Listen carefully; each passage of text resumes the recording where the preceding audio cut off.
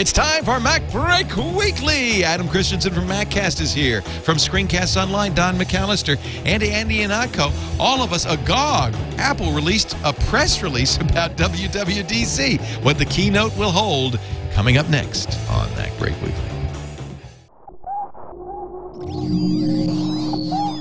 Netcasts you love.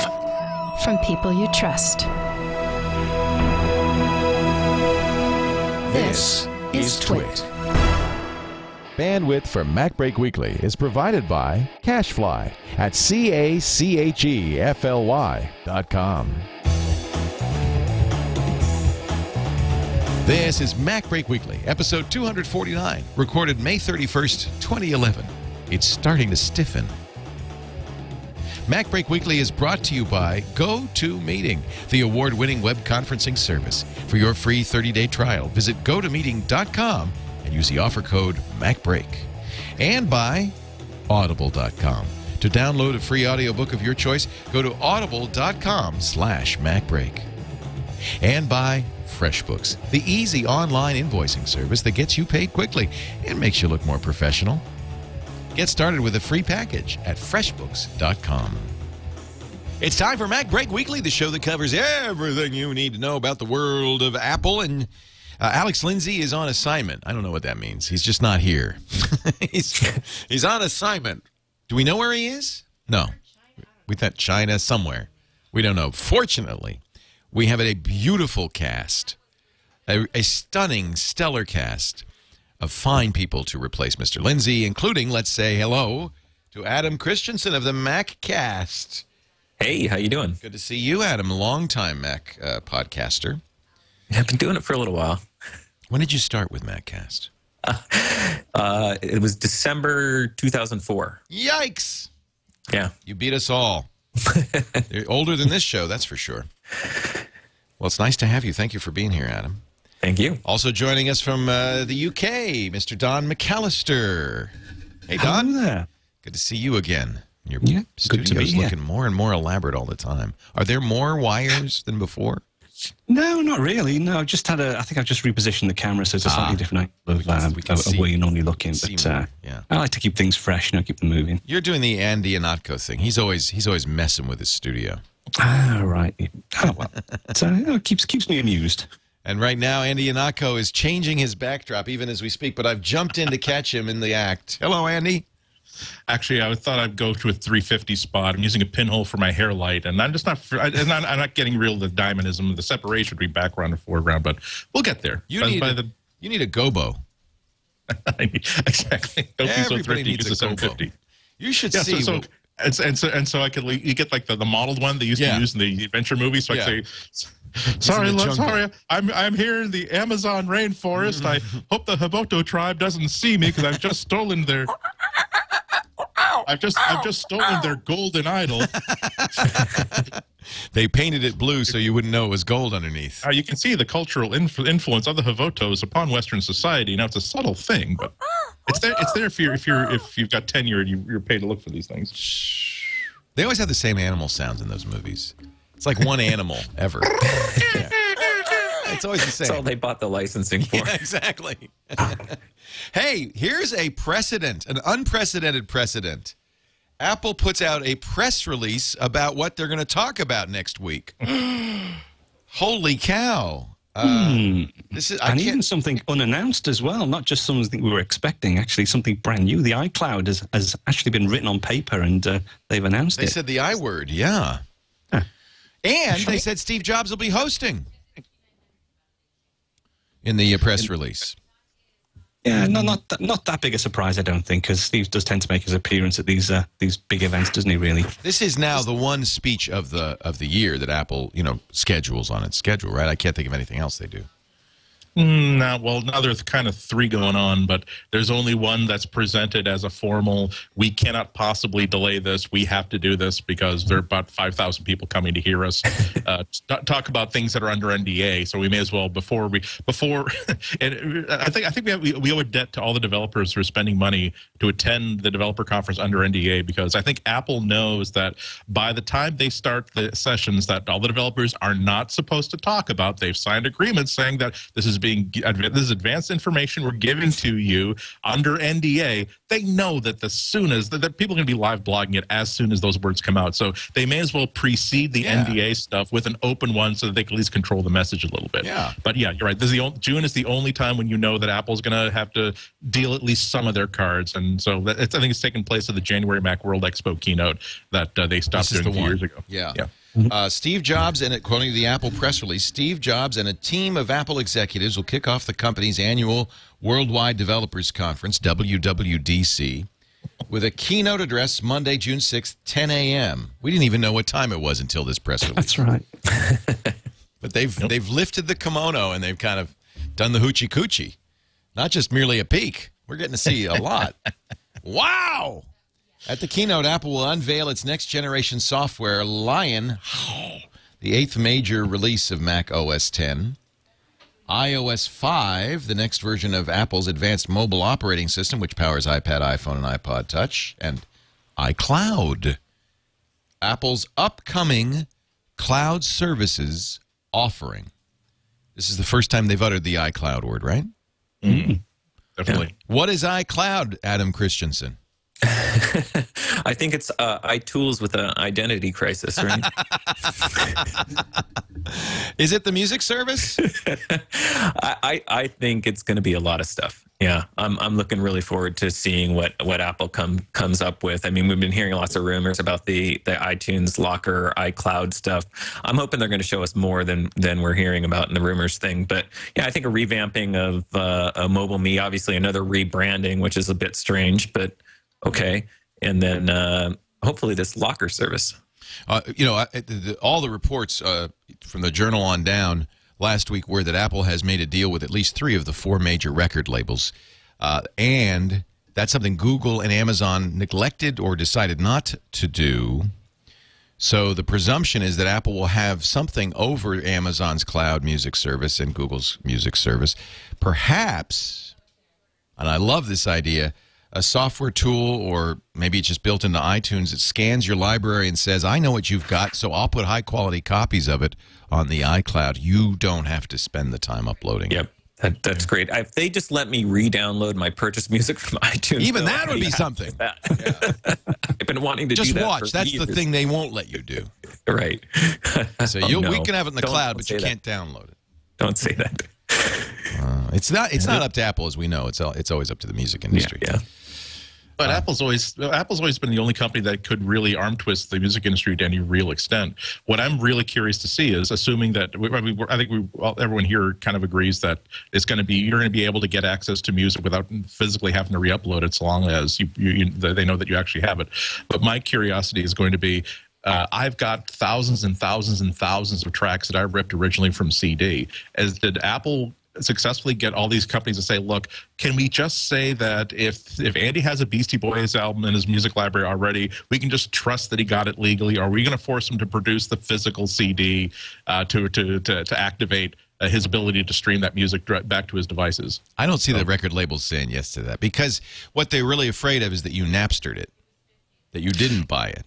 Yeah. But and we've already heard hints that they will take whatever quality you have and replace it with a high quality rip of it. If you Napstered it, not on your hard drive but on the cloud, they'll put a high quality version of it. Yeah, I don't know. I think the whole emphasis changed now. I think Apple are now the darling of the music industry. I think they've turned from being the bad boys who sort of did the music industry over, although they actually rescued the music industry. I think the music industry, hasn't liked Apple for a while. But now that Google and Amazon have sort of gone behind their back and started up this music locker service without approaching the music industry, or perhaps they did and were rebuffed or whatever. But I think Apple now have changed their whole perception within the music industry's eyes. They're sort of like the people who are working with them now rather than working against them. Yeah. I'm sure that's done a lot of, I'm sure there's been a lot of leverage that Apple have been able to do in the past, even the past weeks, once these, Google and Amazon have come through with their services. Can you imagine the whiplash we're seeing in the music industry? First we love them, now we hate them, now we love them, now we hate them. They can't make up their mind. But I think you're right. I think Apple, because they, of all of the 3, were the only ones to say, here, have some money, presumably, they are now the best. But I have to think, I don't know. I'm assuming the worst.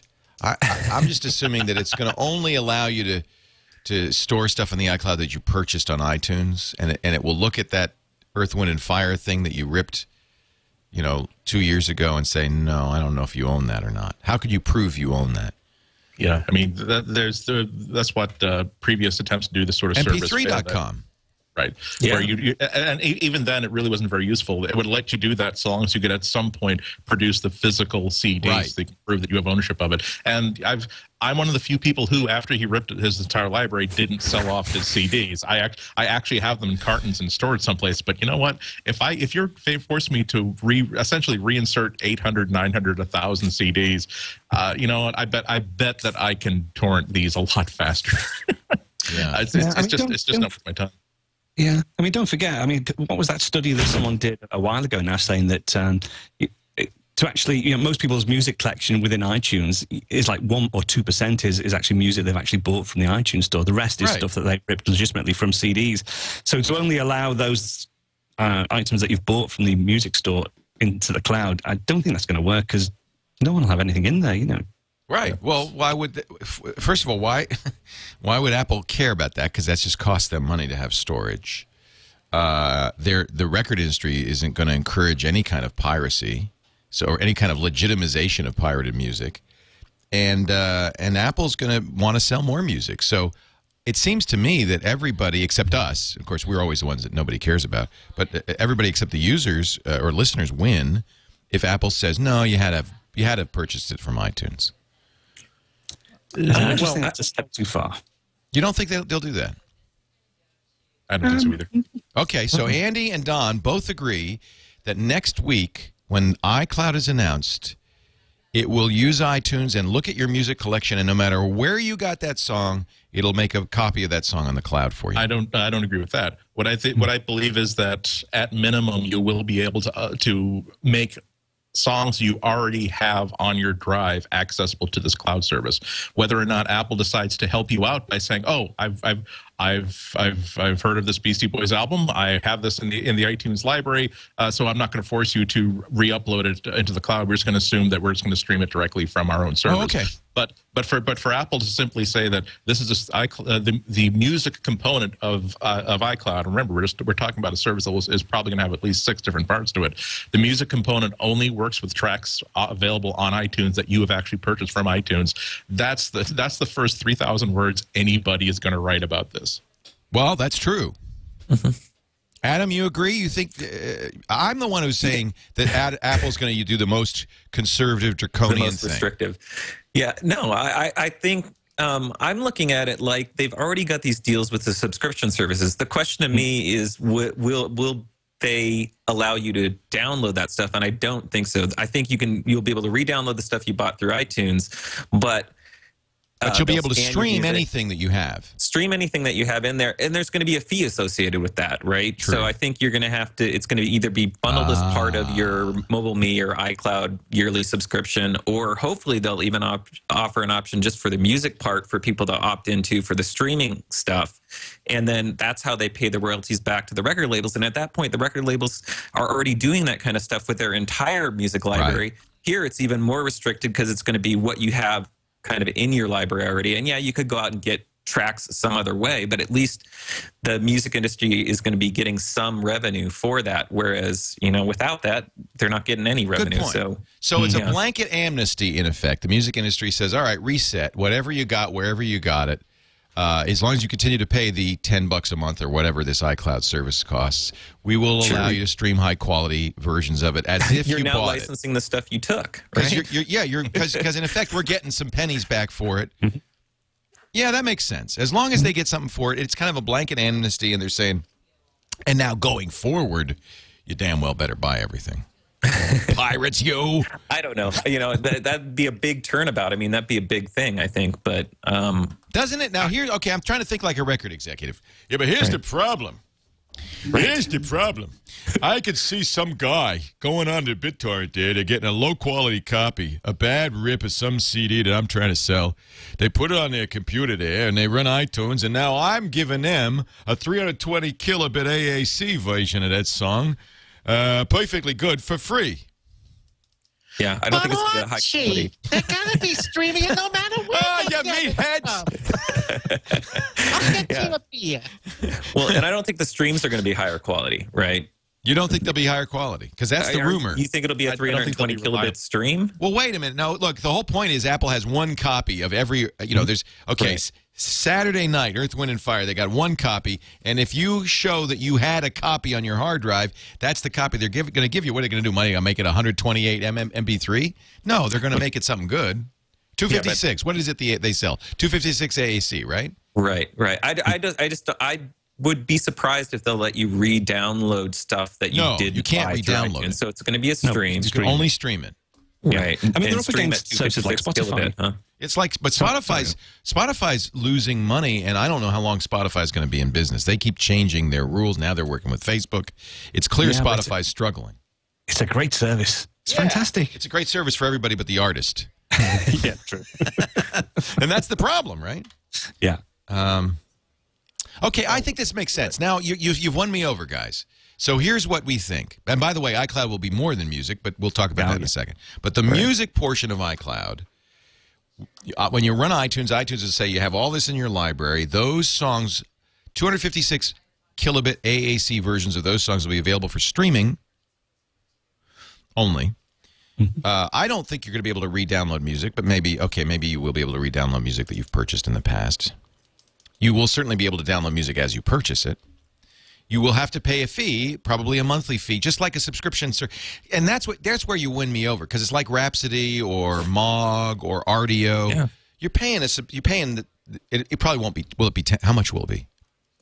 $10 a month? I'm hoping they roll it into the MobileMe subscription, so I hope that stays at $99 a year and you just get it as part of that service. You agree, Andy? Yeah, I see this as an annual subscription sort of thing. I'm not sure if they would do it as a monthly, because I think they want to show off that there's value in here. And also I think they want to sort of distance themselves from the idea that this is sort of like Netflix, where this is something that you're buying you're buying ad infinitum. I think it's more like, we're going to give you a year's worth of service that you're going to really, really like. I think they'd rather get their money up front. $100? That's a nice round figure, isn't it? 99, but I think closer to 79. You can get it on Amazon for $79 now. So yeah, the thing that really makes it interesting is that that two other companies have really the big trifecta of huge companies that can actually make things happen. I'm not leaving Microsoft out of this intentionally. Have already gotten into it, and so that very much they know that their service is going to be compared probably favorably to how well Amazon does it and how well Google does it. And Amazon right now gives you free access to their cloud service as long as you're buying stuff through their store. So that's factor number one. Google is doing a service that is right now in beta, so almost doesn't count. But for now, they're saying that you can put 20,000 songs up online without any access fees. But remember that neither of these companies have to pay royalties for whatever sort of things they're allowing their users to do. So it's definitely going to be a pay service, and it's definitely going to be more expensive than a lot of people are going to be happy with, which is people are expecting it to be free. Yeah, it's whether or not really it's going to be a separate service. I mean, I think iCloud itself is going to be much more than music, and we still don't know what all the components are. But, Apple's approach, I think, would be, rather than to split it off just as a music service, would be to grab as many people into the iCloud service, and the music is just one part of it, and then that's going to affect the whole pricing structure then. Well, let's talk about what else might iCloud be in just a moment. Adam Christianson, Don McAllister, Andy Ihnatko are here. MacBreak Weekly, episode 249. Is on the air. Hard to believe we've survived 248 episodes, but we have. How many MacCasts have there been, Adam? 300. Damn you. 353 or something like that now. We'll never catch up, will we? Sigh. This portion of MacBreak Weekly, the mere 249th episode, brought to you by our friends at Citrix, who do that great go-to-meeting stuff. We love that. I'm going to do a go-to-meeting this afternoon, as a matter of fact. We're looking at the new website. And, of course, nothing better for demonstrating something like that than GoToMeeting. We've got some wireframes. We want to look at them together. I want to be able to go, what about this, and do it. And he wants to go, well, how about that, and do it. And we both see the same thing. That's what GoToMeeting does. It gets you on the same page. It takes a teleconference, a phone conference, and makes it something really engaging, really effective, really efficient. And gosh knows I hate meetings, so anything that makes a meeting better and faster is good by me. It's all we do now is go to meeting. I'm almost tempted when they want to have a meeting, down here in the big room to go upstairs and say, I'll call in. I'll go to meeting it. I want you to try it free for 30 days. Great for product reviews, demos, sales presentations. You know what? The reason I like GoToMeeting for sales presentations is because you don't make your client jump through hoops to see your presentation. Look, you're pitching on them something. You got to make it easy for them. You got to make it interesting for them. GoToMeeting is you send them a link, an invitation, nice little email invitation. It says, you're going to meet with Leo at 2:45 on Thursday, and they go, oh, cool, they have it. It goes in their calendar. The calendar has a link. They click the link, GoToMeeting runs. Even if they don't have the software, 30 seconds later, they're seeing your computer on their screen. It includes telephony, voice over internet, or regular phone. You get a phone number and a conference bridge and everything. So it's something that even somebody you don't know will appreciate. They'll say, yeah, this was good. This was easy. Very often they'll say, what was that? I want to use it from now on. Training sessions, weekly status meetings, all right from your desk or, even better, on your iPad. Sign up today to try GoToMeeting for 30 days free, 30 days of unlimited use of GoToMeeting. Visit GoToMeeting.com, click that orange Try It Free button, and use the offer code MacBreak. GoToMeeting.com, Try It Free button, offer code MacBreak. It's the best way to meet online. All right, so music service, that's kind of a given. Are we going to replace iWork's online service? Are we going to replace MobileMe? What is iCloud? Andy, what do your sources tell you? Sources are kind of tight here, but there's a lot of evidence that's sort of out there for everybody to see. We all know from published reports what's going on with Lion. It's certainly also no accident that the purpose of next week's keynote isn't just bits and bobs here and there, but it is about iOS 5, our first look at iOS 5 and Lion. And we know that a lot of that stuff is a lot of the point of these huge new iterations of these two operating systems is to make the mobile experience and the desktop experience work together a lot more seamlessly. iCloud enabled, in other words. Not just iCloud enabled, but just to essentially make sure that no matter where you are, no matter what device you have in your hands, so long as it's got an Apple logo printed on it somewhere, and hopefully if you've got Apple software running on it somewhere, that your experience with your iPhone will be almost the same as what you've got in your desktop and what you've got in your iPad. To that point, now here's another penny that just dropped. I think it actually just got out when was this? About a couple hours ago.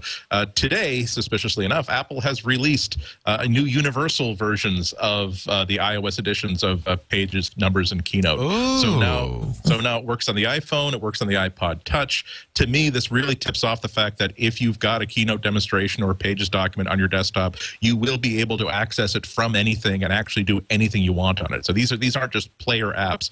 The press release specifically spits out that you can create Keynote presentations on your iPod Touch, and I'm like, oh, okay. Well, maybe they'll encourage people not to put 4,000 words of text in each slide. If you have to tap it out, letter by letter on the screen. Wait, let me understand this. I got to wrap my head around this. Does this mean full round tripping? Does this mean that the two programs are exactly the same on iOS and on OS 10?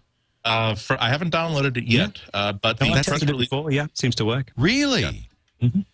So what does this mean? An upgrade to iWork on iOS so that it's equivalent to the Mac app? It means that they're updated versions of all three apps. It's just that they're universal apps now. So if you already purchased it for your iPad, you can essentially upgrade to the new one, and now you'll have a version that will install on every iOS device you have. So it's still the same price. I'm unclear. You mean there was a difference in the past? There was an iPad version. Oh, I see what you're saying. There was an yeah. But was there even an iPhone version? I'm sorry. No, there wasn't an iPhone version until today. So now okay, now I get it. There's an iPhone version of the iPad iWork apps, Numbers, Pages, and Keynote. But this doesn't affect the desktop.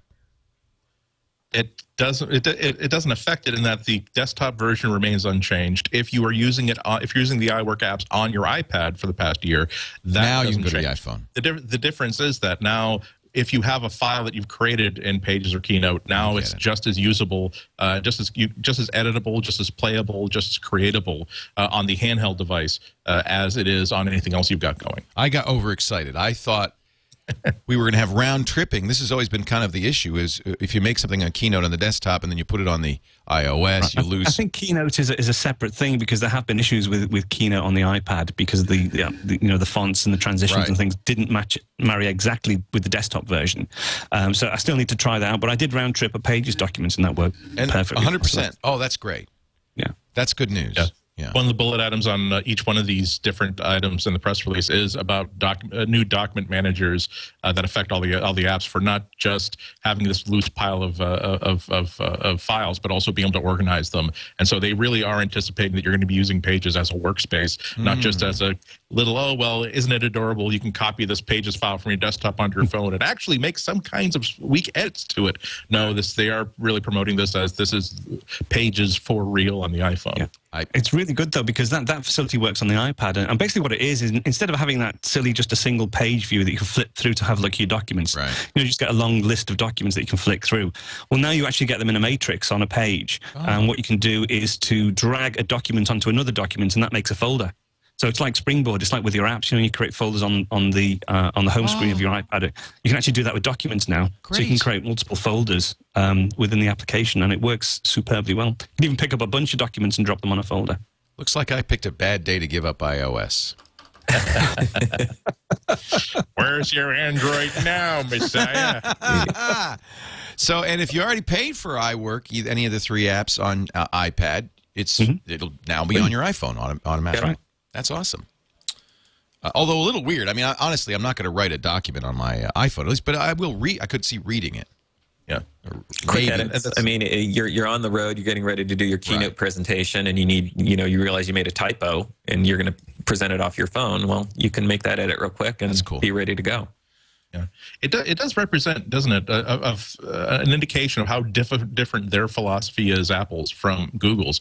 Google's is always that, well, we'll give you a web app, we'll give you Google, we'll give you docs.google.com, and every device you access this web app from will be able to let you have access to the exact same documents. Exactly. Apple is aggressively saying that there are things you can't do in user interface on a web app, as much as we like HTML5. And our approach is we're going to give you really great world-class apps on every single device that you have.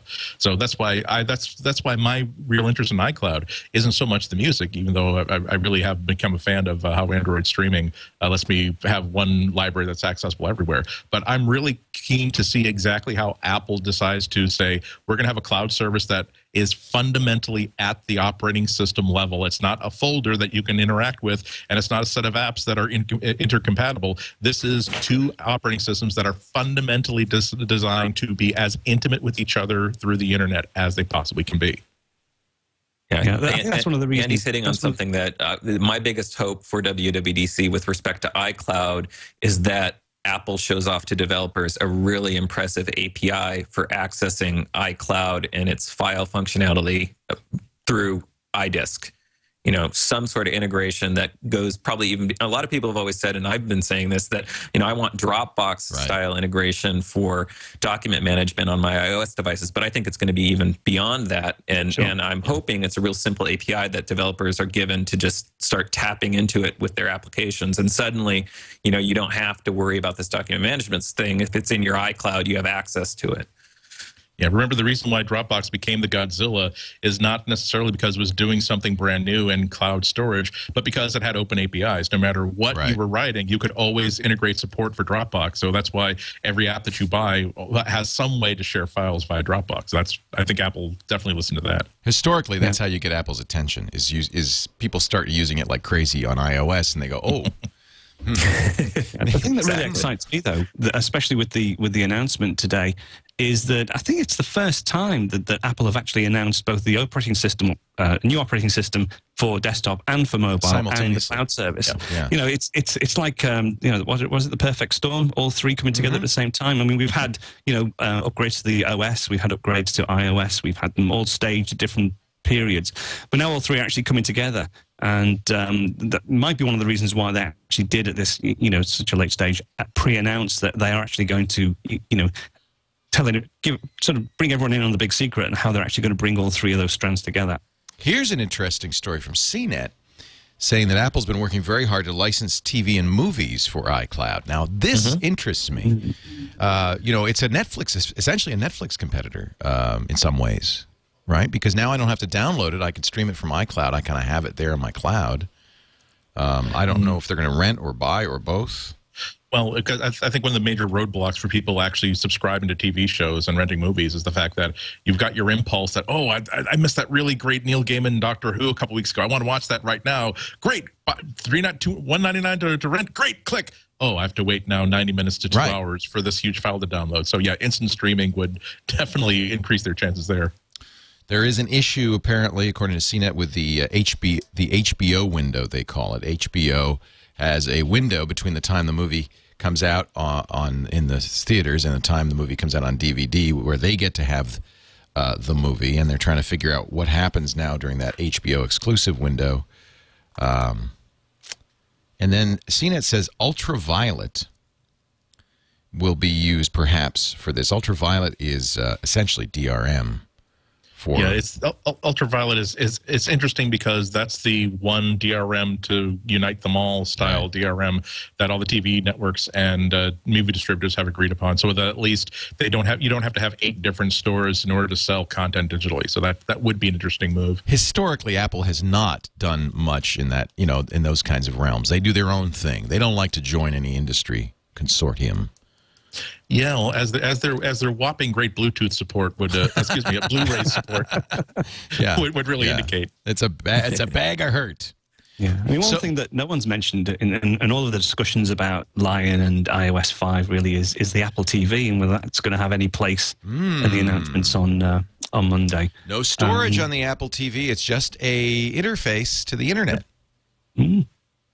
Well, it's got 8 gig of RAM, so it's, you know, you can run plenty of applications within an Apple TV. It's when they actually open up that platform and if it figures into their plans for iCloud as well on the Apple TV. Well, it would explain why they've never added apps to the Apple TV. Yeah, perhaps just waiting for the right. I mean, they do seed the equipment, don't they? I mean, they've had it out for a year now, so they've been selling them just on the basis of the limited functionality that they have, so that if they were to switch on the tap and start apps, they've already got a huge installed base. Ooh, that would be exciting. You know, Google's doing that with their Google TV. They get a lot of coverage on their Google I/O announcement, but they're going to put Honeycomb on the Google TV box, including the Android Marketplace. So they may be the first with apps on the TV. I don't know.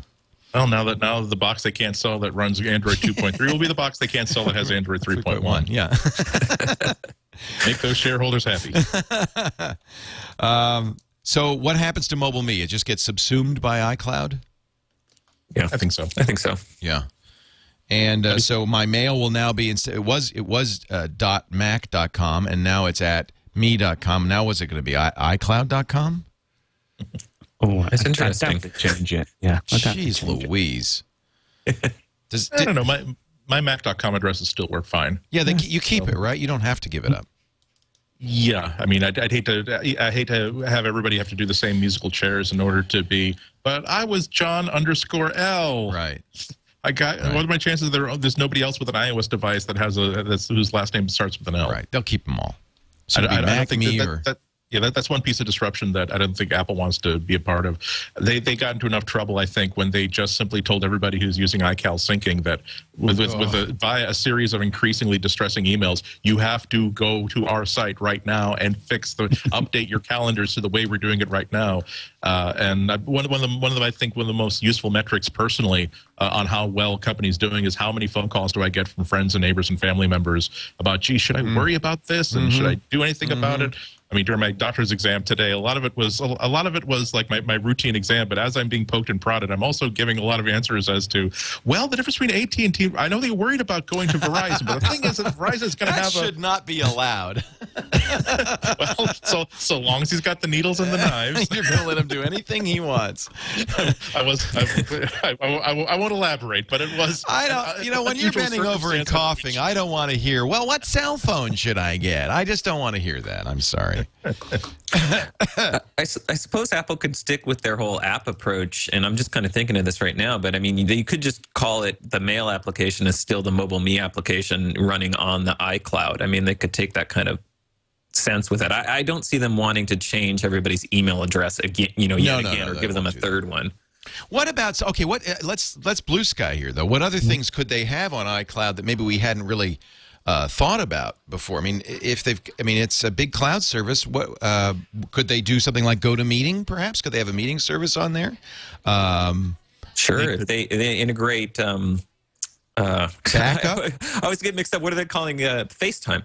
FaceTime, yeah. FaceTime and iChat are really, that's a weird thing that Apple has going right now. And they could bring that stuff together and make it, a more of an online streaming style service, if I'm just riffing right now. But, it's really confusing right now to me. Am I supposed to use iChat for video chat? Am I supposed to use FaceTime? What is it?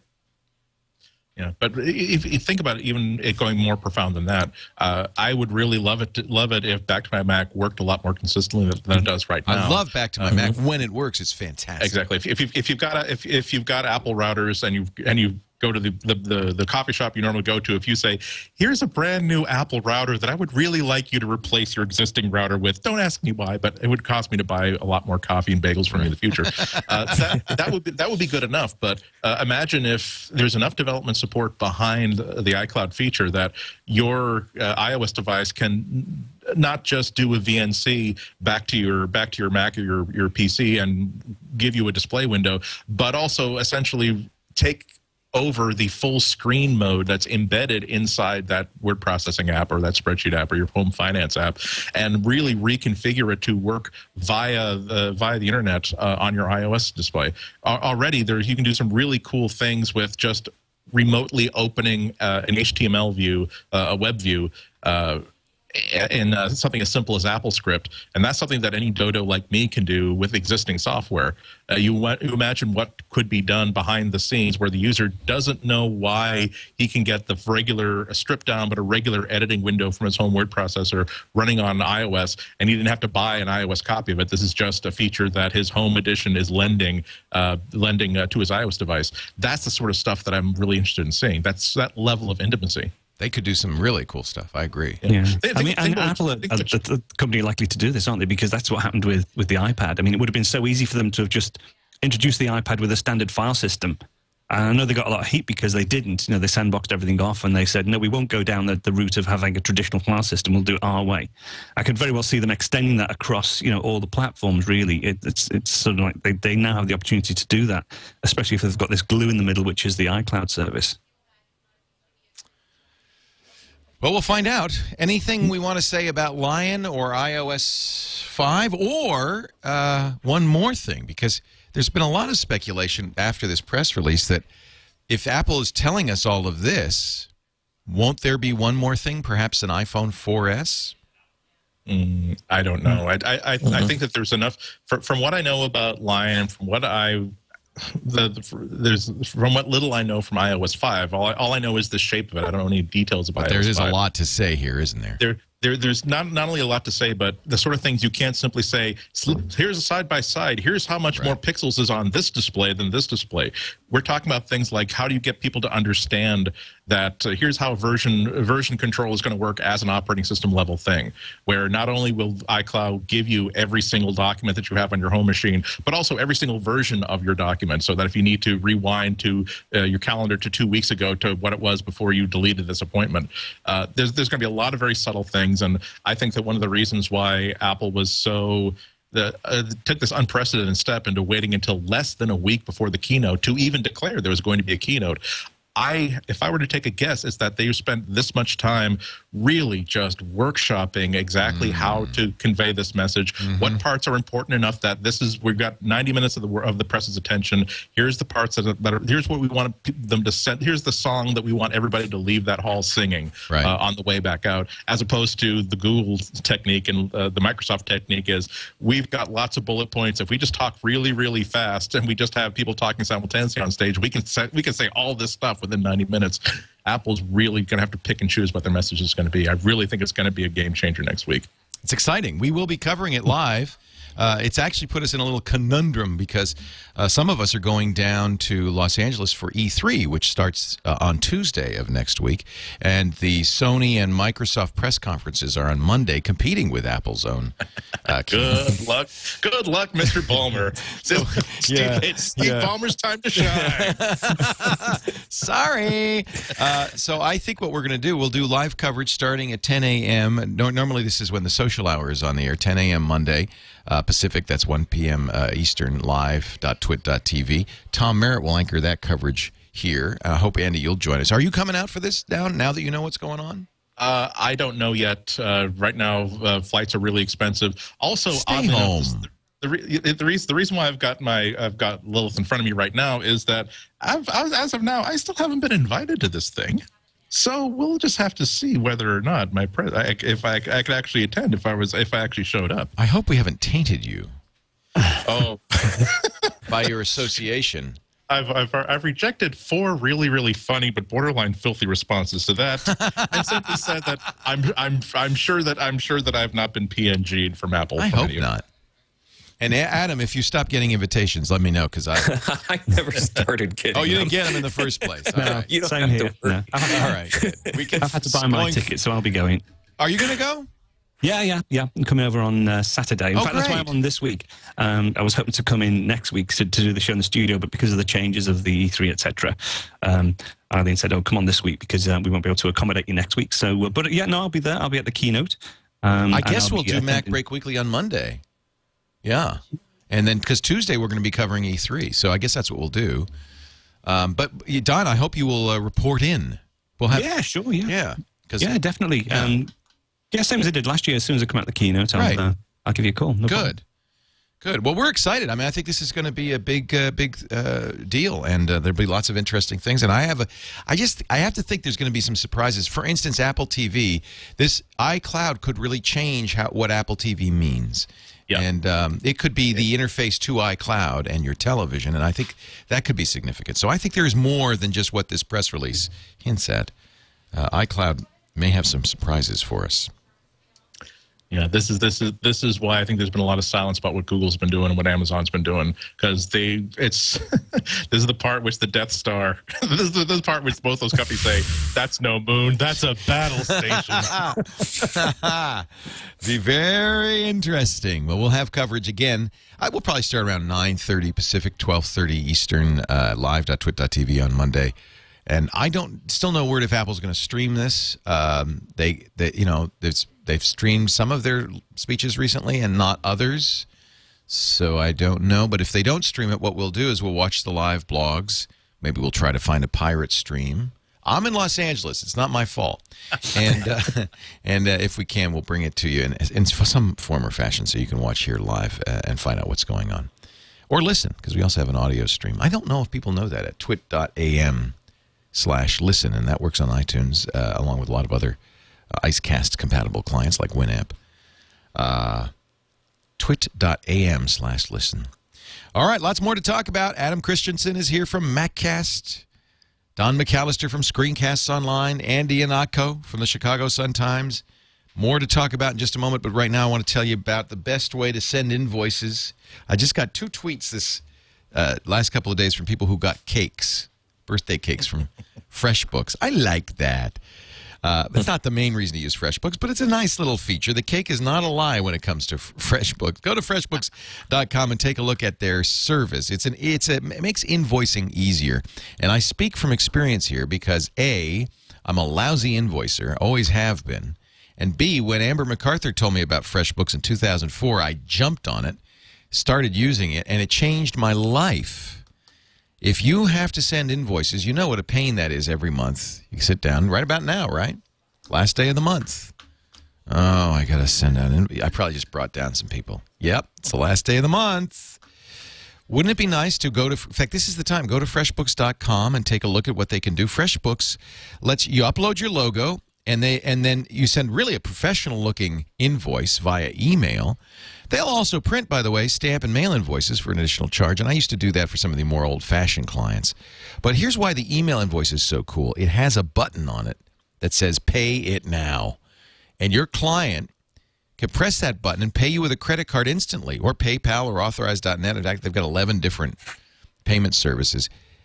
According to their own user survey, FreshBooks.com users get paid on an average of 2 weeks faster. It's not, I find it's not the client doesn't want to pay you. They hate paying as much as you hate invoicing. It's just a pain. This makes it easy. In fact, you could collude. and set up automatic invoicing and payments. Love this. Every month on the 31st, automatically, FreshBooks.com sends out your invoice, and your client automatically pays it. Ooh, baby! Now we're talking friction-free invoicing. Lots of nice features, too, like the iPad, iPhone app that tracks your hours and automatically pumps that into the invoice. Currency support, which is great because I had Canadian clients. I'm sure, Don, this would be useful for you, too. You invoice in whatever the native currency is. It automatically does the conversions. It's really handy. Looks good, works well. You never have to remember because they've got automatic late payment reminders. I could just go on and on, but you know it's free, so you might as well try it. Free for the first 3. And for many of us, 3 clients is really all we need it for. May 31st is here. Let's do those invoices at the FreshBooks way. Freshbooks.com, and use the offer. There's an offer code now?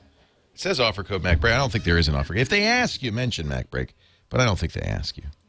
However, they are giving away a birthday cake every week to new customers. So if somebody calls you and says, what's your address? Give it to them. FreshBooks.com, the secret behind easy invoicing. All right, so we got the excitement out of the way. This is very exciting.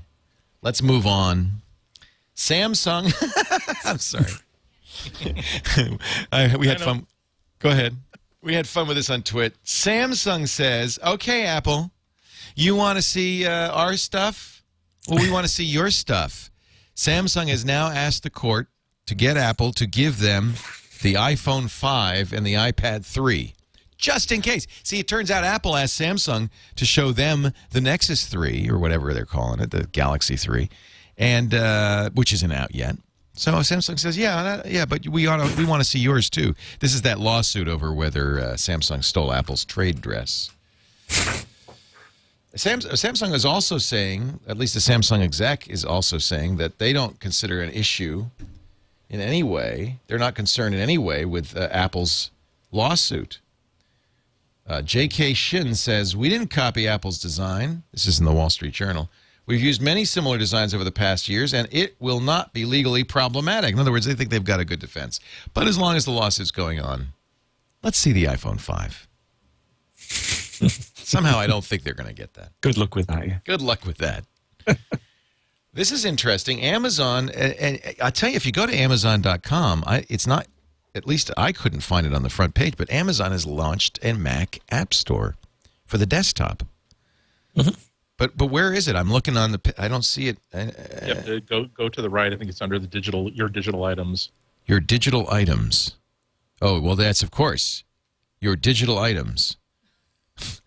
Yeah, your Amazon Kindle, MP3 Store, games and software. Maybe it's in the games and software library.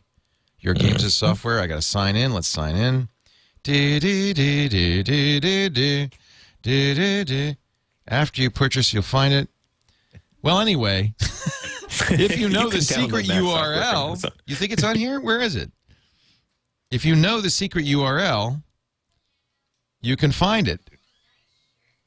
They obviously haven't committed a huge amount to this. This isn't like a major thing for them. Every time I've gone there, I've gone through a link in an article. Come on, guys, help me out. I'm trying to find it. This is not a commitment. Like all of us, everybody went and looked, and then went, I've got the App Store on my desktop. If you search, the icon. Let me search for Lightroom. Let me see, because yesterday they had a great deal on Lightroom, $120 for Lightroom. Shop software download. And if I go to the Lightroom CD-ROM, you click the wrong link. You click the My Downloads. You should have, instead of clicking Your Games and Software Library, click on Shop Software Downloads. Where do you see that? Games and Software under My Digital Items.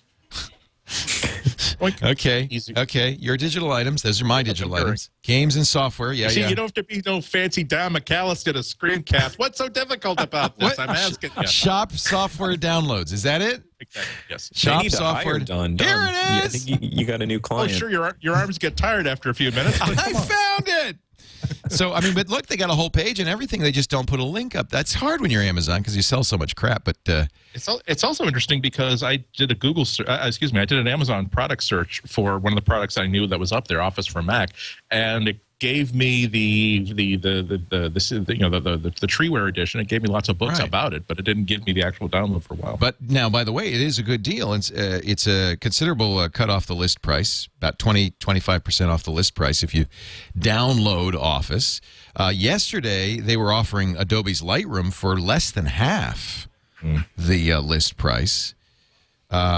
I guess they're doing the same thing that they do with the Android store, which is every once in a while they have it. Well, but see, I don't see a deal here. See, the deal here is save $5. That's not compelling. Yeah, but it's just a page of software, though, isn't it? It's not like the Mac App Store whereby they'll download it and install it and integrate it. Obviously, they can't do that, so it's just a page on a website. It's just basically. Okay, but they are offering this stuff for download. I mean, I don't think you could download Office Mac before this, could you? Probably not. I don't think so. Download size 890 megabytes. What you can download this item for reinstallation from your software library. The number of computers eligible for installation will vary. So when you do buy this, you do have that. That's where I went. That first link. You do have a software library of the stuff you've purchased. You can re-download. I wonder how they'll handle updates. But this is. You're right. They can't do. It's not the Mac App Store, but it's as close as Amazon could get. Halfway house, really, isn't it? Yeah. Yeah. Interesting. And it's certainly a nice response for developers, especially the major developers who want to sell their software without having to enter any real agreements with Apple. Right. I'm sure that Amazon's giving them a lot more attractive terms than Apple is. And it's good for consumers, like you pointed out, Leo. I mean, they're offering deals, so we're going to have options and places to go other than the Mac App Store to get better deals on software. And if it's easy enough to download, I think where Apple's going to gain the advantage is the integration. And when we were talking about iCloud earlier, I think that's going to be the key of this WWDC keynote is the integration of all this stuff and the seamlessness and the ease of use. I mean, that's where Apple's going to excel. But those people who want a good deal, yeah, I mean, Amazon's going to be a great store to go to, and you'll be able to download your app from there and maybe save 25%. Right.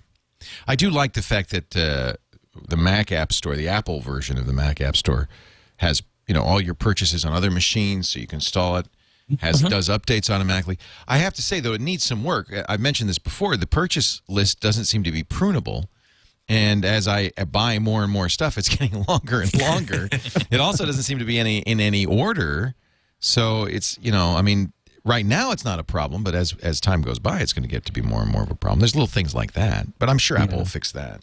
Well, yeah, Lion's coming. Has anybody seen Lion's version of the App Store? In the beta, does it look different? No, but there was something in the 10.6.8 release notes that just went out to developers that they did some tweaking for getting the Mac App Store ready for Lion.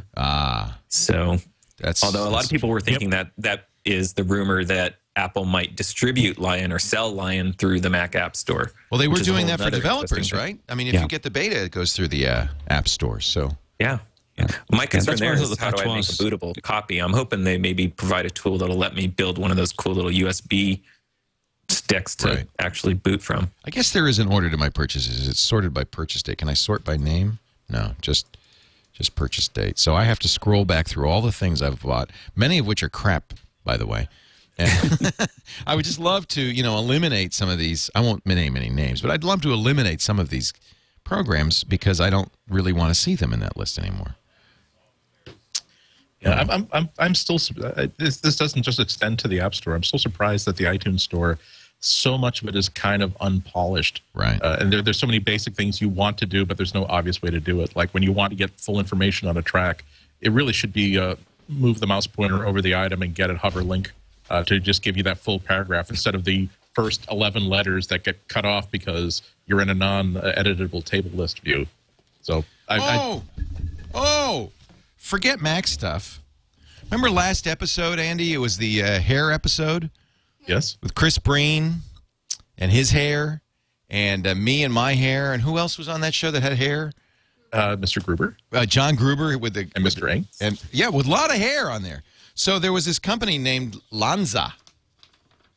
My name is Ryan Brown. I work for Lanza Healing Hair Care. Listening to your last MacBreak, I heard you were talking a lot about John Gruber's hair. So now everyone in the Twit Cottage can have great hair.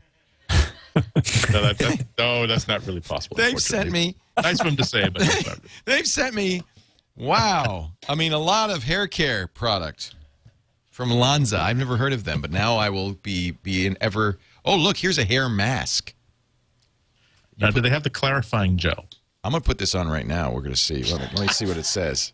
It says, use twice weekly as often as needed. Apply to damp or dry hair. Leave in for 5 minutes. 30 minutes for seriously dehydrated hair. Well, mine's very dehydrated. Let me just put some of that in there. And this is going to really help the show. Yeah, look at that. All right. All right. Thank you, Lanza. It is a little Pee Wee Herman, isn't it? A little eraser head. Yeah. Lyle love it. Unfortunately, I can't really contribute to this section, can I? So it's... Yeah, Don, you're kind of left out, aren't you? Yeah, well, you know. You want some hair care products? I don't think. Wait, let me see if they have anything that grows hair. Oh. How about this? Given how successful last week was, I think it's time to go for the. I'm sure there's somebody who does like mustache wax, you know, stabilizers, combs, beard trimmers. Let's go like for it. Maybe Lanza does. And the mustache. I think. Look at Adam's hair. Looks good. You've been obviously taking good care of your hair. Yeah, I guess so.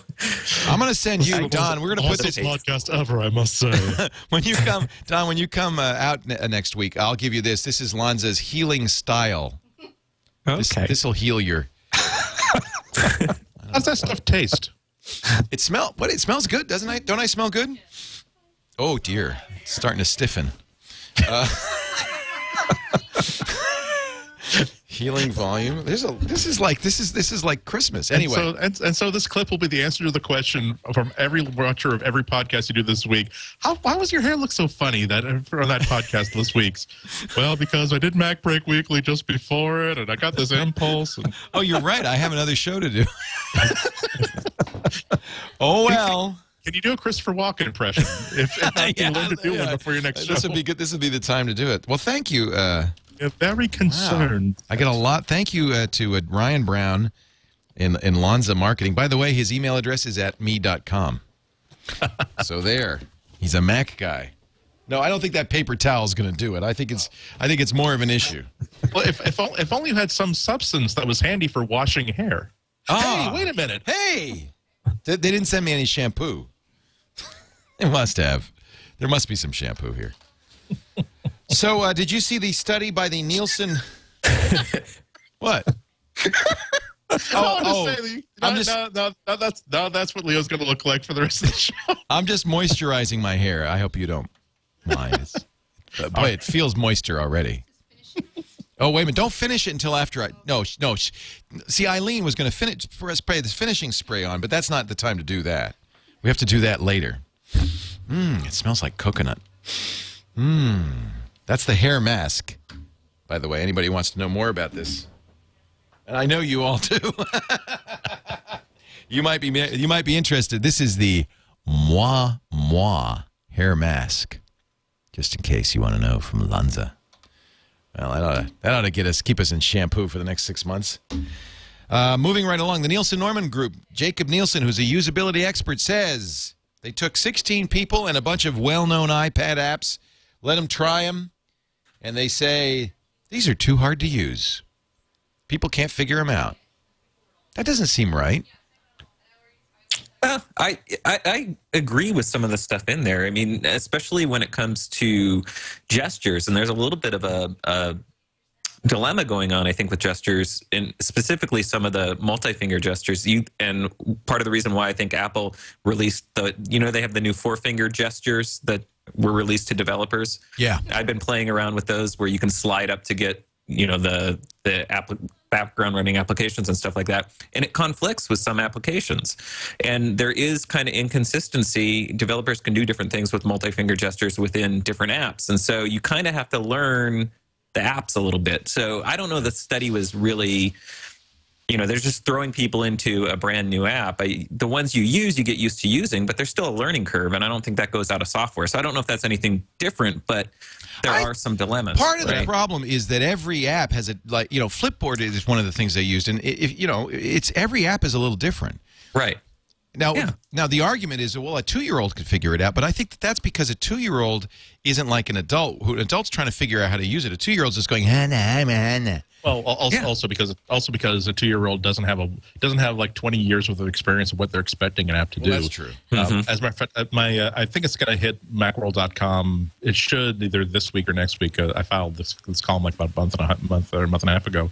I wrote a column in which I said that it's really about time for Apple to start including manuals with their gear again. I'm not even talking about a big thick paper manual, but I think that when you, amidst all like the welcome to your brand new device videos that you get, there should be, oh, by the way, here is immediately without you having to ask for it, here's some incredibly cool professionally produced videos that will walk you through every single give you the 5-minute boot camp on all the gestures you're going to need to know. Because we picked up a lot of the stuff of what you needed to know from the iPad. They've kind of started that in the control panel for the mouse.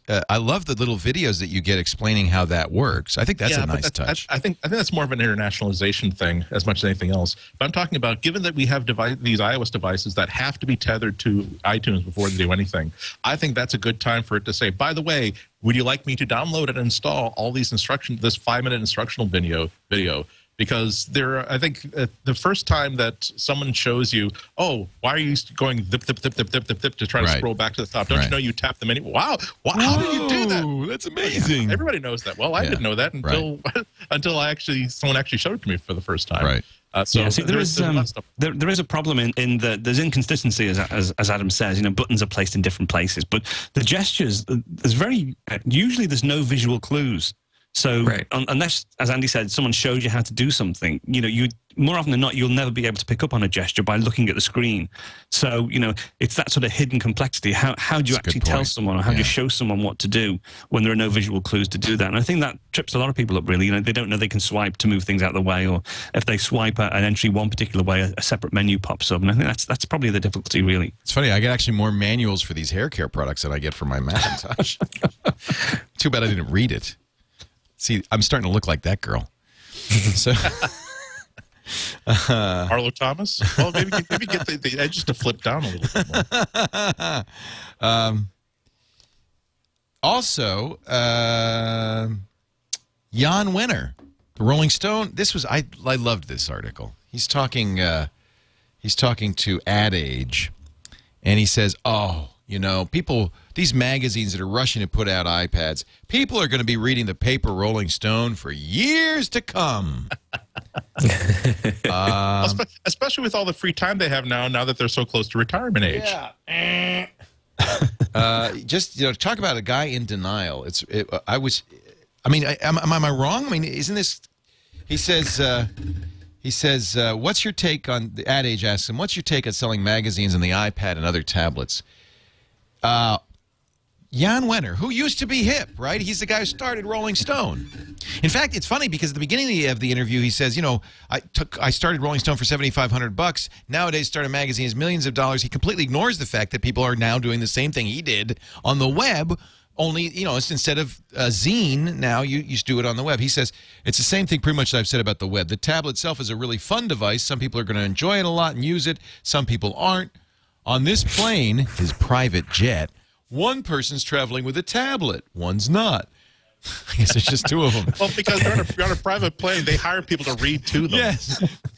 There's a certain trendiness to the thing. And it's a great thing, but is it a good magazine thing? It's a good magazine reading device, absolutely, he says, and where it becomes more convenient to read the magazine on that's got the advantage, but that's more convenient only if you're traveling, if you're away from home. Otherwise, he says, it's still easier to read the physical magazine, which is widely available on newsstands. Are there any newsstands anymore? On newsstands at airports and everywhere. Well, the thing is, he's not incorrect. Because given that if I want to read People magazine, it's only available in print, for one thing. Secondly, if it were available via subscription, step one is to spend at least $250 on a color touchscreen tablet. And frankly, as much as I'm curious to see why people were talking about Pippa Middleton's backside, I don't think I want to spend $250 for a tablet to find out exactly what that happens. But a lot of people have tablets now. I mean, and more and more will. He says it's going to take decades before people start. I think it's going to take years. Not decades, but a few more years. It really is a generational sort of thing. If not for the fact, in the other room, I've got a paper book that I purchased via Amazon. And the only reason why I bought it was because, number one, it was out of print for about 20, 30 years, so I couldn't buy it digitally. And B, I was indeed that interested in the book in order to actually buy a paper copy of it, rather than just simply put it in the back of my head that at some point, if this comes back into print, or if some enterprising young chap were to scan it and then turn it into an illegal EPUB to download it that way. So even, I mean, I am an old guy compared to, about, 40% of the, probably 42% of the population. And even so, I don't like buying things on paper unless I absolutely have to. So it's going to take a few more years for the entire generation to sort of fill out. But until then, he does use the word generational himself. Yeah, exactly.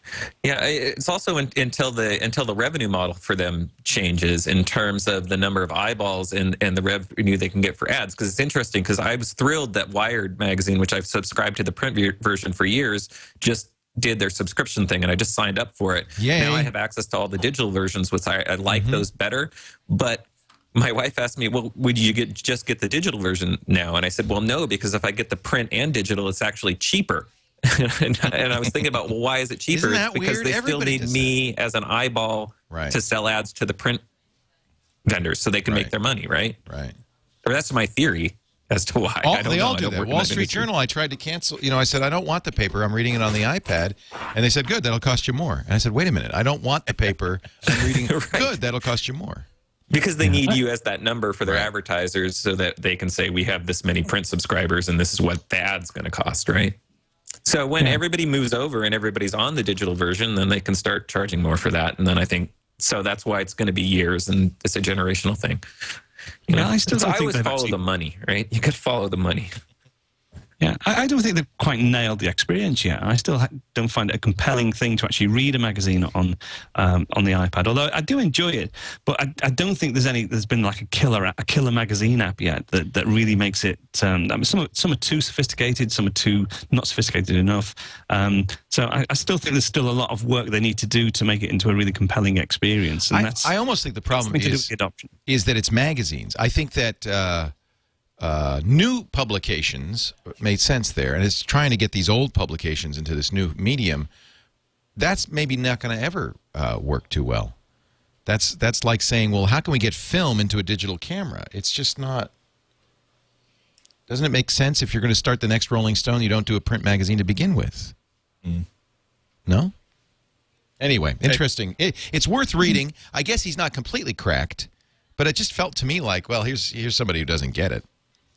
Yeah, it's part of it is just you will only crack the digital transition when people can answer the question, is this going to be available in this medium, and anticipate the answer is going to be yes. Right. That's definitely the answer when you're looking at music. That's almost always the answer when you're looking at books.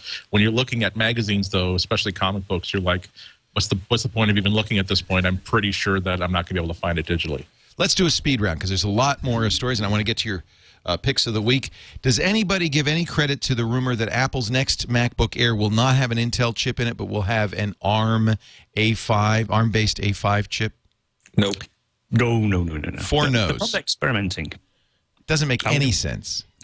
No. However, Intel is making a big deal at Computex in Taiwan yesterday about these ultra notebooks that are super thin, super light. They're really just MacBook Airs. 2 pounds, the same width, same thickness as the MacBook Air. I mean, everybody in the PC industry is trying to make a MacBook Air clone. But these will be based on the Ivy Bridge chips, which are shrunk-down versions of Sandy Bridge. And that's what we'll see in the next MacBook Air, I think. And that isn't going to be available till 2012. So if you've been waiting on a MacBook Air, it's not going to happen this year. I agree with you, Adam. We might still see the Sandy Bridge versions, I think. You think? I think so. I think so. I think they're due for it now. The Thunderbolt as well. They can sell an awful lot of MacBook Airs if they just include Thunderbolt. I just bought a MacBook Air, though. I don't want to. Possibly.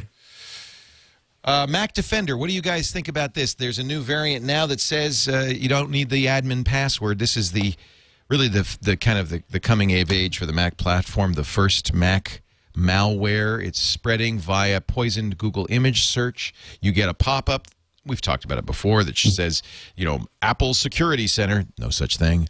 You have a virus, download our Mac Defender antivirus. It'll clean it all up. Apparently, it's swamping Apple's tech support lines. Ed Bott, who is a Windows guy, let's face it, says he talked to somebody anonymous at AppleCare who said it's practically all the calls we're getting, and Apple's saying we won't fix it for you. They have published a tech note on how to do it, but they're saying we won't do it for you.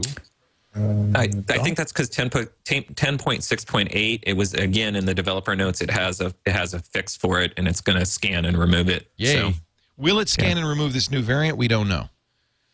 Yeah, and it looks like the same sort of basic advice that worked with the old one is going to work with the new one too. Okay. I've unchecked I personally have unchecked the box in Safari preferences that says automatically open, safe, trusted, safe things, which is a pain in the butt because I really enjoyed it when you download PDFs, they open automatically. But people are. Yes, I self-censored so that we would still have our rating. But people are strange when you've got strange hair. The kid who sold Woz his white iPhone is being sued by Apple. Please. Come on. Really? Really? Isn't it enough just to sue Samsung? He's got, I mean, come on. This kid was selling what? It was a kit, right? That would turn your iPhone white. Right, haven't they backed down now? Is it just, it was just a cease and desist, wasn't it? They're not suing him. They're just saying stop. Yeah. Oh, well, that's all right. Stop! I don't know why they would want him to stop, though. What's wrong with that? Was there some question about where the parts were sourced from, or? Maybe he has. All right. Yeah. I shouldn't get in these legal things. Anybody with hair like mine should not get involved. Let's see. According to Nielsen, Android's lead over iOS may have stopped growing.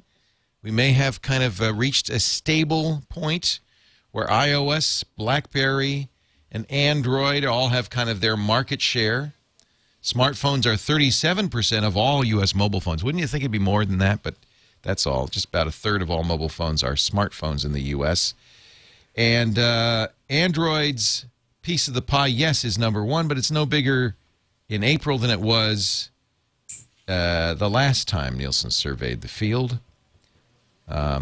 Google's holding steady at 36% of the 37%. Apple's got 26% of the 37%. Am I confusing you now? And BlackBerry has 23% of the 37%. And those numbers haven't changed. Yeah, I think we're seeing the boundaries of the advantages of having multiple handsets on multiple carriers. That it wasn't going to be something that was going to take over the entire industry, but it took a while for enough good handsets to be out there running at least Android 2.2 or 2.3 before it could seek its own level. So I think I think it'll go up a little bit more, but I think it's not going to become the Microsoft in a Microsoft Apple sandwich. iPhone owners are more likely than Android aficionados to download apps, stream music, or watch videos, but individual Android users who do that kind of stuff tend to gobble significantly more data. Nielsen analyzed 65,000 cell phone bills. That must have been fun. Not a surprise because Apple makes that technology really, really easy for everybody to do, so that flats out to a very, very smaller average. Android people who know how to do it, they've overcome so many tremendous obstacles to stream that they know that it is their intention to just keep all the five best Doctor Who episodes on a constant loop on their 4G bandwidth over and over and over again. Well, this should encourage people who are worried about the 5 gig bandwidth caps. The average Android user consumed 582 megs of data a month compared to 492 for the average iPhone owner. Both of them well below the cap. I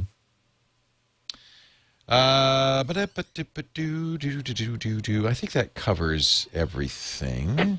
Oh, no, good news. I guess if you follow Consumer Reports, good news for Apple owners.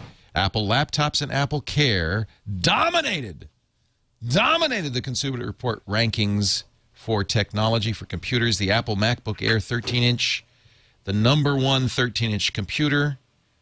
Across the board, the Sony Vaio way below the next one up. Apple Care far better than any other tech support. Guess that's not much of a surprise. How much of a surprise? Look what consumers' options are if they don't buy an Apple. It's usually Best Buy, and my God, here's a knife with a serrated rusted edge. Yow. Take your pick of which one you want to go through between cutting off your own least used finger or actually trying to get the people at Best Buy to actually do something productive to fix your machine. Alaska Airlines dumping its flight manuals, giving pilots an iPad. That seems good. By the way, the iPad with Goodreader.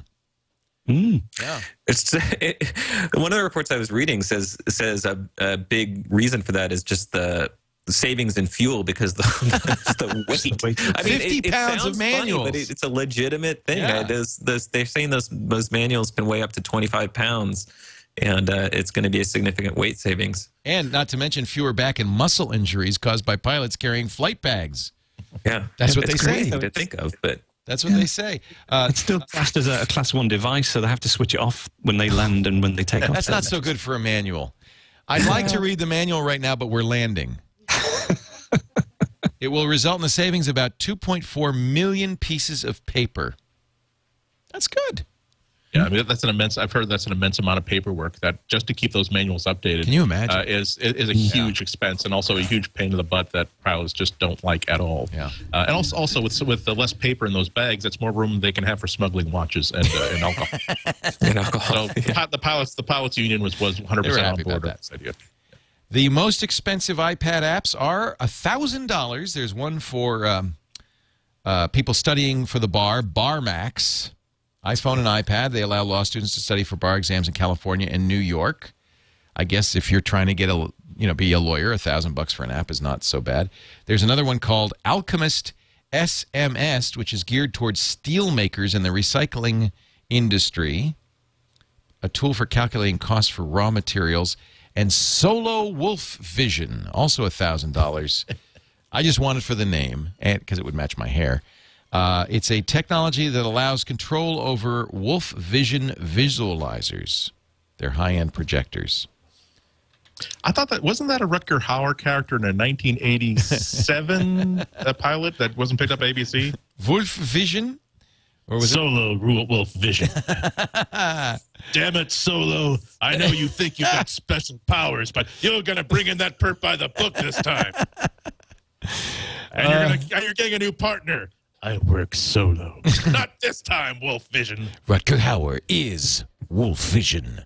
I am seeking representation for TV writing. That's just a small snippet of the magic that Ihnatko can deliver to your production. In a world where a man who looks like Wolverine can write television scripts like this.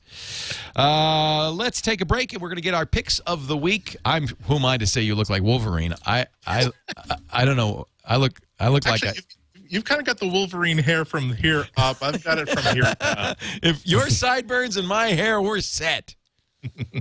I should do an ad for Lanza Healing Volume, which is what No, I'm sorry. What do I have in my hair right now? I don't. The mask. It's the mask. Thank you.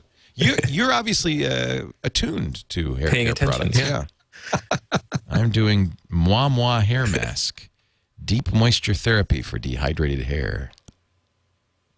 But that's not who's doing the ad this particular break. This break, we're talking about Audible.com. I love Audible. I don't have to say it. I know you've heard me say it. It's the ultimate bookstore online because it's audiobooks. And I got to tell you, oh, wow, Interview with the Vampire, now unabridged. Oh, I'm a big Anne Rice fan. And I have to confess, I listened to the abridged version, but this is one of my favorite books. Simon Vance is one of my favorite narrators. Look, here's the deal. If you go to audible.com/MacBreak right now, you'll be signing up for that gold account. That's a book a month. But, so your first book's free, your first month's free, and you can cancel at any time. So, in effect, you get this book for free. This is a great book. Andy, I'm sure you have some recommendations. I just love Simon. Just listen to Simon Vance for a little bit, because he's very soothing. Confidentially, don't be afraid. Just start the tape. Oh, boy. And then he reached out over the length of the table. The boy recoiled, sweat running down the sides of his face. The vampire clamped a hand on the boy's shoulder and said, "Believe me, I won't hurt you." Believe me, I won't hurt you. I got to download this. I've read this book like 8 times, and I still got to get it. It's such a good book. Audible.com. Here, this is the problem. You go to Audible.com, and you've got 75,000 titles to choose from. It's kind of hard to limit yourself to just one. So sign up for the Gold account. Try your first book. It's free, and you know, what the hell. If you end up being an Audible listener, you'll be happy, because from now on, when you're in the car, you're at the gym, you're cleaning house, you've got great books to listen to. I am a huge Audible fan. What are you listening to these days, Andy? I don't know if you prepared a pick for us or not. No, I went a little bit deep catalog this time because I was looking for my next book to download because I've got a couple of them backed up. Wait a minute, this is a kid's book. It's a kid's book, but it's a wonderfully written kid's book. It's Henry Huggins by Beverly Cleary. I love all her stuff. She's my favorite. Exactly, and I wouldn't be surprised if this was the first incidence of a lifetime of, oh my God, that was like the most awesome book ever. I got to now go buy every single book that this character appears in, which George Lucas would then use to his great advantage with the Star Wars series for me. But it's narrated by Neil Patrick Harris, who does a really, really great job with it. The fact of the matter is, though, there's so many times that I download these like 10, 11, 12, 13, 14-hour books. And sometimes, and there are always those spans where a great span, then there's a chapter you're not really interested in, but you got to sort of stick through it because that's where you get to the good stuff. The great thing about a book like this is it's short. It's 2.5 hours. It has a strong narrative with clearly defined characters, with a beginning and a middle and an end. This was not an author who was trying to impress you about her ability to crystallize all of humanity and its ineffability into a new shared experience that would elevate society. No, she had an idea about a little boy who finds a dog named Ribsy, an enormous dog named Ribsy, and his problems in trying to get him fed and take care of him and make sure that he's a good dog and all that sort of stuff. So it's not cloying, it's not stupid, it doesn't talk. It helps that Cleary was not writing a book to talk down to kids. She was just trying to tell a really, really good story. Also, the chapters themselves are rather episodic. So by the time you get back, this is essentially 1 week's worth of commutes to work and back, in which you will get through one chapter pretty much through every commute. You'll be done with it by the end of the week, but you will be very, very pleased to say, after a day of, okay, so today I had to tell a family whose house burned down, who lost all their pets, that unfortunately, because the envelope was postmarked in the wrong post office, I'm not giving them coverage. Let's return to a simpler time when people were happy and things sort of worked out. And I didn't think of myself as a total bastard who will do anything to keep his job. I didn't know you worked in the insurance industry, Andy, but... No, that's how I imagine it being. If any of our listeners work in the insurance industry, I'm sure your experience is different. I'm sure you're not the person. Your mileage may vary. Your boss does not come into your office saying, Jenkins, this kid isn't dying of cancer fast enough. Find a way to terminate the policy or the kid. I don't care which one. Lord. You know what? It is a kid's book, and they have all of the Beverly Cleary books. These are the greatest books ever. I read most of these to my kids. If you've got kids or young adults in the family, Audible's great for them. And some people may say, well, I like reading my kids, and I do too, but giving them books they can listen to, we know from studies shows that they do read at a higher reading level, quicker. They fall in love with books, and they listen more. They've got the whole Ramona series, the whole Henry Huggins series. She is one of my favorite children's authors. That's so cool, Andy. Great pick. Yeah, I like Audible because you really can go deep catalog like that. Okay. If there's whatever, as a matter of fact, I first discovered that all these books were available when I was so disgusted by the trailer for the Mr. Popper's Penguins. Oh, what a great book! Movie. I mean, again, a great book. Again, I saw the trailer with Jim Carrey, and I'm thinking, oh. I don't remember the fart jokes or the time when Mr. Popper got hit in the nuts, but okay, I'm sure it's in there somewhere. And so I looked for the Kindle edition, which is coming out in 2 weeks, so I pre-ordered that one. And then I saw a link to the Audible edition, which I almost bought, but I listened to the preview, and you don't, unfortunately, this particular title, if Audible is listening, you don't get enough of a sample to find out if the narrator is really, really good or not. Because if he settles down from the tone he adopts for the first couple pages, that's fine. If he doesn't, then you keep clicking and say, oh, you're also suggesting, oh, Henry Huggins, I love those books. I'm so totally it's unfortunate because they put Jim Carrey on the cover of this book, but it's such a great book. It's probably anyway, get the Beverly Cleary books and the Henry Huggins books. They're wonderful. Good recommendation. Thank you, Andy. Now I've got a whole bunch of more books I got to Audible.com/MacBreak. Give it a try today. You're going to love it. We just love it. It plays on all your iDevices, but also on the Zune, the Kindle, and many GPS devices, and even on your computer. I listen to books all the time. In fact, sometimes now when I can't sleep, instead of turning on the light and getting a book, I'll just plug my headphones into my iPhone, because they've got a great iPhone app, and I'll listen, and it's great. Puts me right to sleep. Love it. Audible.com/MacBreak. Time for our picks of the week. Let's start with Mr. MacCast, Adam Christianson. You're going to start with me. All right. I have, it's funny because a lot of people were really into Pandora. And I just really started getting into it over the last year on my iOS devices. And I love Pandora. And I wanted to find something for listening on my Mac. And so I did some poking around. And I can't remember if I found this in the App Store or not, but there's a great application called Pyrcast. Pyrcast, and it runs as a little menu bar icon and also a little window, and lets you log into your Pandora and access all of your Pandora while you're running on your Mac. And then the other thing that I'm really into right now is all of Apple's AirPlay stuff, and I have an Airport Express connected to some speakers, so I coupled this with sort of a side pick. I'm going to make a side pick here of Rogue Amoeba's Airfoil, which will let you route audio from your Mac to an Airport Express Air speakers or AirPlay device. And so I use those two when I'm sitting in my office working and stuff like that to put on Pandora in the background of my office. And it's just an awesome combination. So we got to get you a Sonos. And you can get rid of all of that stuff and just does it. But this is good. I'm going to take a look at this Pyrcast. Now, you can listen to Pandora on their web app, but this is better.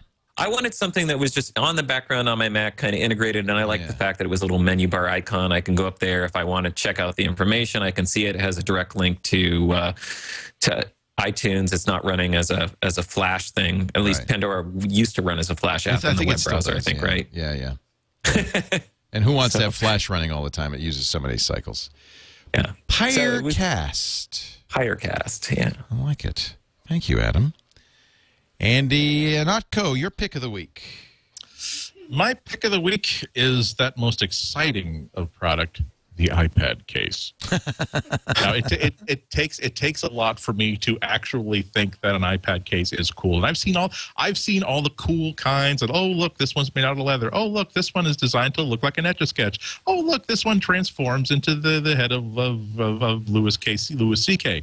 I don't care. It's nice, it's cool, but I'm not going to spend 40, 50, 60 bucks on this sort of thing until someone showed me what I believe. If you're buying a iPad case for the purpose of it being a really cool looking iPad case, you have to go to oberondesign.com. Oh, we have one of these. I love them. These really cool leather covers. They have got about two dozen different kind of designs. They're just up the road a piece, Andy. Yeah, some of them are very Lord of the Ringsy. Some of them are more Japanese style. Some of them are Celtic style. But man, things are beautiful. Leather designs, pewter fittings. You get they give you little other little toys in the box. Partly because they are charging $130 for these. But my feeling is that, again, if you're spending money for a really cool case, don't get a half cool case. Get the one that will unfortunately bring all your work to a standstill because people want to know exactly, why. Where did you get that case? Oh my God, it's so cool. And also, I suppose the fact that it's got business card holders and a pocket for papers in it, well, that means that it's more of a business productivity tool as well. Absolutely, so, and really, tax deductible. Factor in the $30 or $40 you would spend for a boring case, and let's just say the $80 you would have spent for a business card holder, and the $30 you would have spent for a pack of leather envelopes for your papers. And this is actually quite a bargain. But once again, if you want something that's really pretty and really cool, why not get something that's actually really pretty and really cool as opposed to otherwise. It's not cheap, but I think it's also a very good value. Oh, they're gorgeous. It really is a beautiful. They're up the road in Santa Rosa, very near us, and they stopped by with one, which I used for a while, and Lisa's been using it, and they're just beautiful. I could vouch for the quality and the. There's nothing cheap looking about these things. It doesn't look like they just actually found a source in Shenzhen who just stamps these out of vinyl, and it falls apart after 2 weeks. These really are very, very handsomely produced things. Good pick. And I'm going to let Don McAllister steal my pick, but I guess it really wasn't much of a surprise. No, because this is a big story, and I want you to tell it. Right. This is the this thing is full of hype. It's all about hype. It's all about hype. I'm fascinated, and I'm glad because I want to know about this. Yeah, it's a brilliant application. Basically, it's two ex-Apple employees who've left Apple and have started up their own company. I think they've done a HTML editor before, but this is a brand new application. Basically, it's an app that allows you to create HTML5 content for the web. So what you can do is you can go in, you can animate images, insert movies, you can create interactive buttons. Basically, you can create a full website with this package if you wanted to, but it's just really, really easy to use. It uses keyframes, so you can sort of animate things very, very quickly. Just throw in a couple of images, grab an image, start selecting keyframes on a timeline, and then the actual image will actually animate in conjunction with the way that you've actually set up the keyframes. It sounds complex, but it's very, very simple. Within 10 minutes, you're up and running with it. It's very, very easy to do.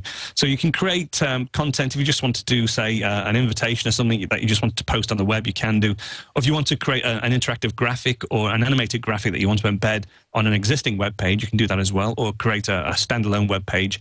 You can also upload to Dropbox. So if you create an interactive web page or an animated web page that you just want to let people have access to quickly, you can actually, from within the application, export to Dropbox directly, send people the link, and then they'll see this beautifully rendered HTML5 piece of content that you've created. And of course, with it being HTML5, it will work on your desktop, it will work on your iPad or your iPhone, work on Android. So, you know, it's get you away from having to go to something like Flash and learn and understand how to use all the different animation controls within Flash. You just basically do it within this application, and it creates the content for you automatically. That's how they've been pitching it, is basically as a Flash replacement that works on iOS.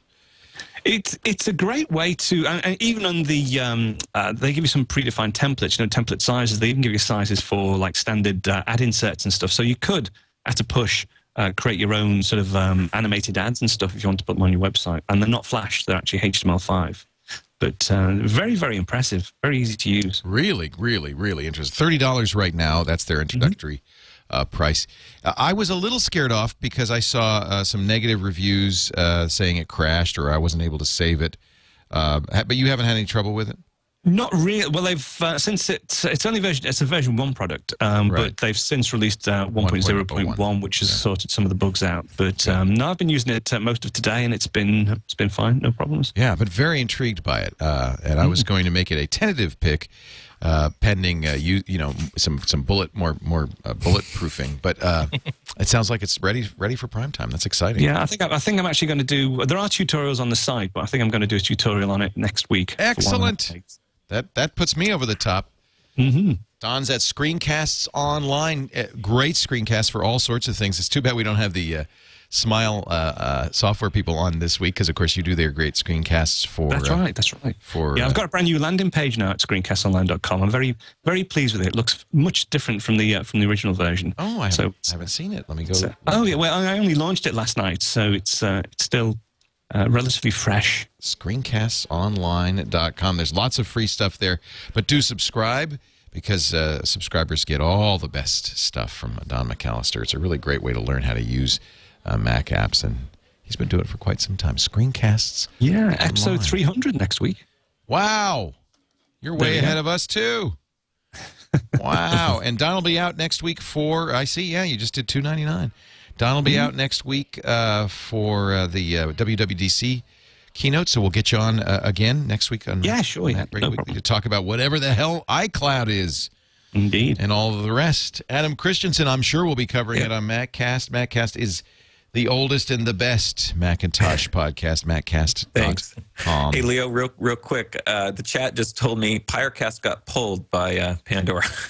Oh, that's nice. From the App Store, so my pick isn't there. So I'm going to throw this out for everybody. There's a great game for the iPad called From Days of Wonder, based on a board game called Ticket to Ride. Go get that instead. Well, you can still get Pyrecast from the website, though, right? I don't see it there, so just in case. Pandora might have killed it. Oh, that's... Well, we hope you all got it before it got killed. Oh, man. I got, tapped to come on real quick. So it's not your fault. Not your fault. It's a good one. It was a good pick. It was too good, apparently.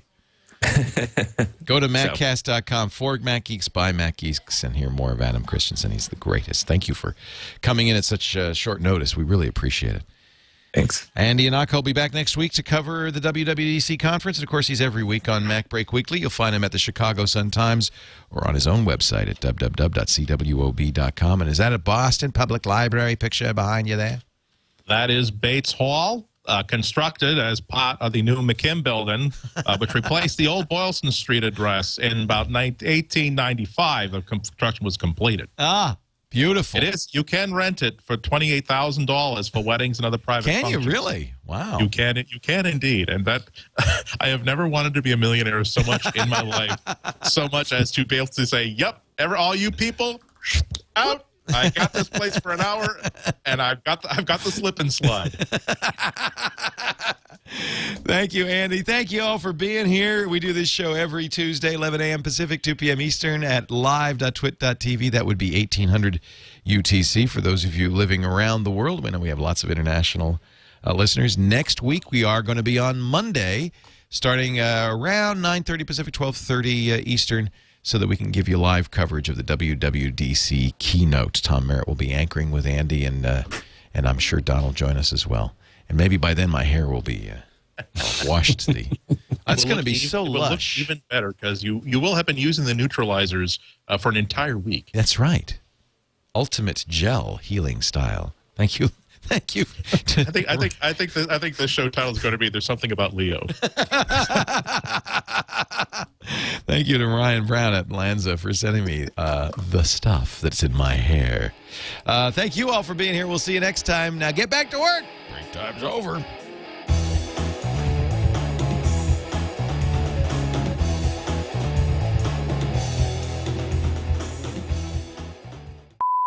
Why would you put clay in your hair? Yeah. Ew. I guess, Is that like, I switched to using a paste instead of a gel. I could tell. I like it a lot better. Thanks, everybody. We'll see you later. Speak to you next week. Bye. Okay. Bye. Cheers now. Ozzy, Bye. no, this is normal. This is how I'm going to look from now on. He says, "I didn't know you were a wolf." What are you? There's nothing in here you would like.